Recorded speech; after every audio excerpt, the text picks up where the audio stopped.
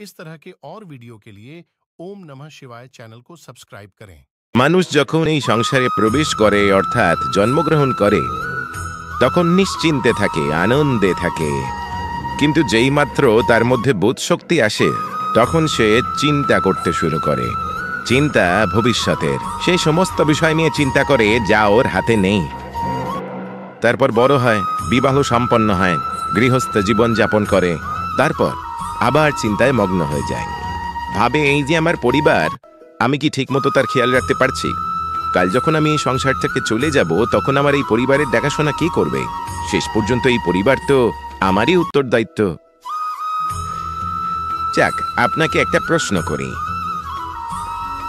এই সংসারে আসার পূর্বে আপনি কি এই প্রশ্ন করেছিলেন, এটা ভেবেছিলেন যে আমাকে ছাড়া এই সংসার কিভাবে চলবে? করেননি, তাই তো? তাই আপনার এটা নিয়ে দুশ্চিন্তা করার প্রয়োজন নেই যে আপনি যখন এই সংসার ত্যাগ করে চলে যাবেন তখন কি হবে।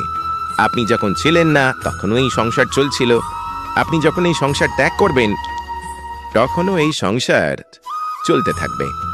যদি কোনো বিষয়ে প্রভাব থাকে তা হলো আপনার আজকে তথা বর্তমানের কর্ম, অর্থাৎ আজ আপনি কি করছেন, কার জন্য মঙ্গল করছেন, তাকে প্রেরণা দিচ্ছেন, কাকে সাহায্য করছেন, কোন উদাহরণ প্রস্তুত করছেন। আপনি এই সংসারে যে ছবি অঙ্কন করবেন সংসার সেটাই মনে রাখবে। তাহলে শুধু সৎকর্ম করুন, মঙ্গল করতে থাকুন, আর আমার সাথে ভালোবেসে বলুন রাধা রাধা।